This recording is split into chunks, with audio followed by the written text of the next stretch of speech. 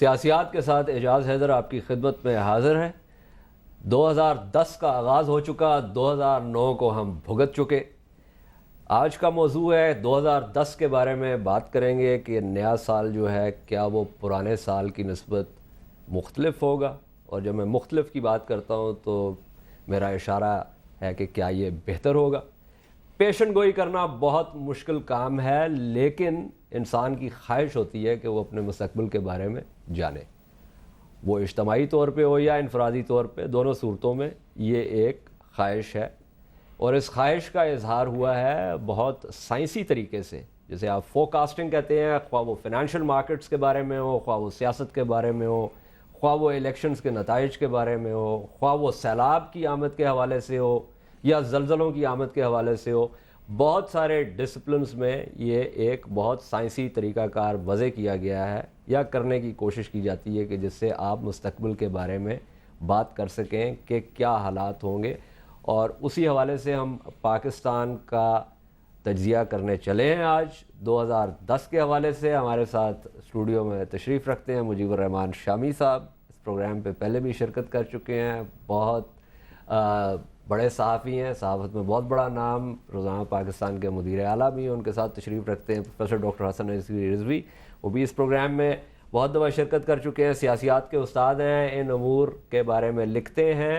اور ان کے ساتھ تشریف رکھتی ہیں مریم آفتاب، جو کہ ٹیرو پیک ریڈنگ کرتی ہیں۔ ان سے پوچھیں گے کہ یہ کیا چیز ہوتی ہے اور وہ مستقبل کو کیسے جانچتی ہیں۔ شامی صاحب کیسے دیکھ رہے ہیں آپ نیا سال؟ اب دیکھیے مریم بیٹھی ہیں تو وہ دیکھیں گے۔ اب بہت سے ستارہ شناس جو ہیں، 10 شناس جو ہیں، وہ اپنی پیش گوئیاں کر رہے ہیں، اور ٹی وی چینلز میں بھی آ رہے ہیں، اخبارات کے لیے بھی لکھ رہے ہیں۔ تو ابھی میں آیا تو ہمارے جو ستارہ شناس ہیں ان کی پیش گوئیوں کا ایک تھبا جو کہتے ہیں میرے پاس پڑا ہوا تھا۔ اچھا، تو اب یہ ہے کہ راوی چین تو نہیں لکھ رہا، راوی چین نہیں لکھ رہا؟ نہیں، چین نہیں لکھ رہا۔ اگرچہ دعا ہماری یہ ہے اور خواہش یہ ہے کہ حالات بہتر ہو جائیں اور چین اور سکون ہمیں نصیب ہو، لیکن دیکھیے ہمارے ہاں جیسے آپ نے کہا کہ موسم کی پیش گوئی تو ہو سکتی ہے، اور وہ بھی عموماً غلط ہوتی ہے۔ ہاں غلط ہوتی ہے، لیکن وہ کہیں کہیں ٹھیک بھی ہو جاتی ہے اگر آپ کے حالات ٹھیک ہیں، ماہرین ٹھیک ہیں۔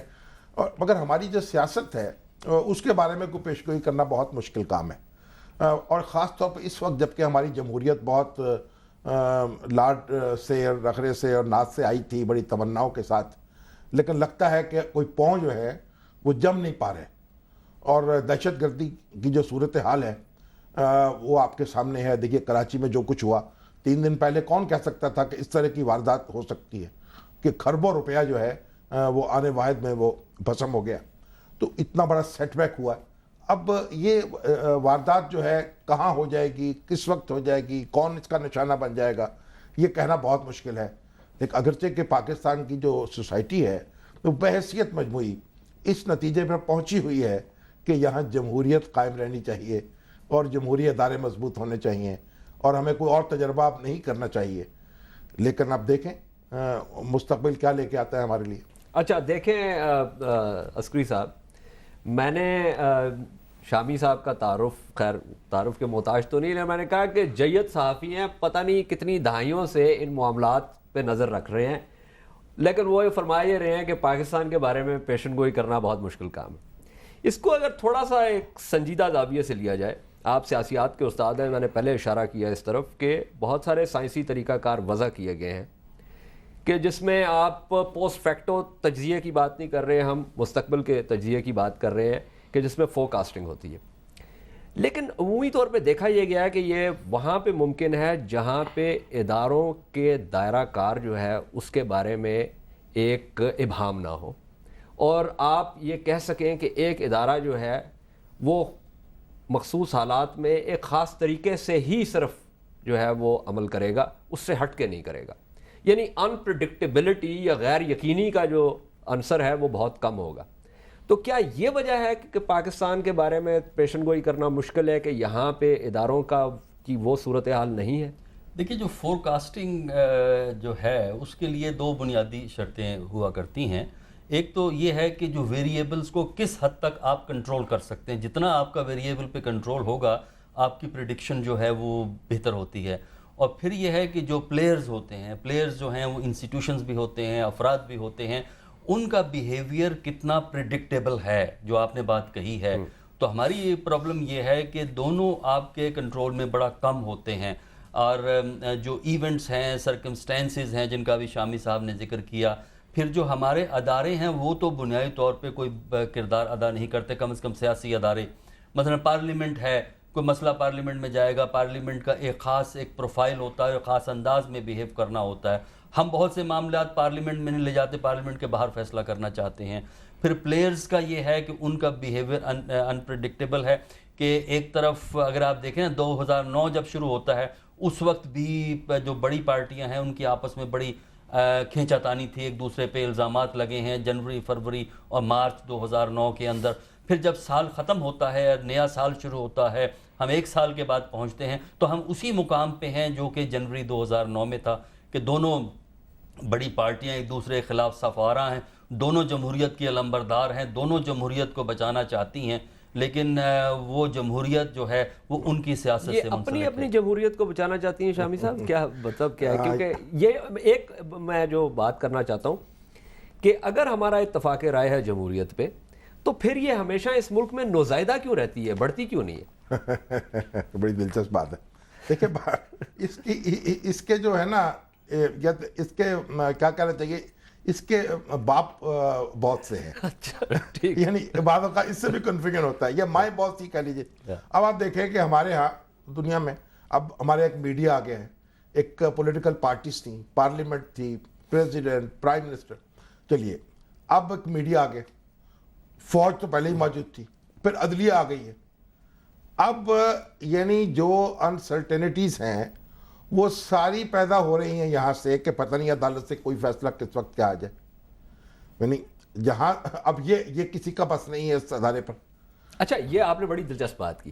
اس میں ایک یہ لاؤڈ تھنکنگ جیسے کہتے ہیں نا، بآواز بلند میں اپنے خیال کا اظہار کر رہا ہوں. ہم نے صدارتی نظام بھی پرکھ کے دیکھ لیا، پارلیمانی نظام بھی پرکھ کے دیکھ لیا، ان دونوں کا ایک عجیب و غریب اختلاط کر کے بھی ہم نے دیکھ لیا. تو اب میں یہ سوچتا ہوں کہ اس میں کیا قباحت ہے کہ عدالتی نظام پر کے دیکھ عدلیہ کو اس میں سوچ رہا ہوں ایک سٹرکچر میں آپ سے پوچھنا چاہ رہا ہوں کہ اگر ہم عدلیہ کو اس ملک کا انتظام و انصرام دے دیں، ٹھیک، مقننہ اور انتظامیہ کو اس کے ماتحت کر دیں، ٹھیک، اور بہت سارے ٹی وی چینل ہیں، ان میں سے کسی ایک آدھے کو اس کام پہ لگا دیں کہ وہ عدلیہ کو ان اداروں کی پرفارمنس کے بارے میں وقتاً فوقتاً 24/7 آپ تو چینل بتاتا رہے، عدلیہ جہاں مناسب سمجھے ہر ادارے کی سرزنش کرے، اور ملک جو ہے وہ ایسے طریقے سے چلتا ہے. اور جو انصاف کی فراہمی کا کام ہے وہ کس کے سپرد کیا جائے؟ نہیں، وہ تو دیکھیں نا، وہ فوج کے سپرد کیا جائے یا کسی اور کے سپرد کیا جائے. اور ہماری دیکھیں ابھی SMS بھی چل رہی تھی جس میں ٹی وی اینکرز بڑے بڑے نام لے کے بتایا گیا تھا کہ ان کو وزیر اعظم بنا دیں، ان کو وزیر دفاع بنا دیں، ان کو وزیر اطلاعات بنا دیں. دیکھیں بات کیا ہے، بات یہ ہے کہ دنیا نے جس تجربے سے سیکھا ہے وہ تو یہ ہے کہ اداروں کو اپنا اپنا کام کرنا چاہیے. اگر ادارے دوسروں کا کام کریں گے، ہمارے یہاں بڑا تجربہ ہوا. دیکھیے فوج ایک زمانے میں ایسی تھی ہمارے ہاں کہ جیسے اس کی پرستش ہوتی تھی، فوجی کو دیکھ کر لوگ جنگ بدر اور جنگ احد کو یاد کرتے تھے. اور یوفا جب آئے تو کیا ہوا، میں ابھی پڑھ رہا تھا تو میں نے دیکھا کہ جناب وہ جالیاں لگ گئی ہیں، ڈسپلن قائم ہوا ہے، اغوا شدہ عورتیں برآمد ہو رہی ہیں، کیا کیا ہو رہا تھا، اور قیمتیں مقرر ہو رہی ہیں، اور بہت کچھ اس کا شورا ہوا. اس کے بعد نتیجہ کیا نکلا، پھر ضیاء اللہ کھائے، پھر کیا نتیجہ نکلا، پھر مشرف صاحب آئے. تو مسئلہ یہ ہے کہ یہ جب یعنی جو کوئی بھی قوم دنیا میں ایسی نہیں ہے، خواہ وہ بادشاہت پہ آپ مان لیں کہ جب ہمیں بادشاہت چاہیے، چلیے ٹھیک ہے، صدارتی نظام چاہیے، ہمیں کمیونسٹ آمریت چاہیے، ہمیں جناب امارت چاہیے، کچھ کر تو لینا، ایک سسٹم بنا لیں، پھر اس کے مطابق چل لیں. میں نے تو آپ کو ایک مشورہ دیا، اس پہ آپ نے اعتراض یہ کر دیا کہ پھر انصاف کی فراہمی کس ہاں، تو اب ظاہر ہے کسی کو تو کرنی ہوگی نا. اب عدلیہ جو ہے وہ کام کر رہے مقننہ کا اور انتظامیہ کا بیک وقت. اب عدلیہ کی خوبی یہ ہے کہ وہ کسی کو جواب دہ نہیں ہے.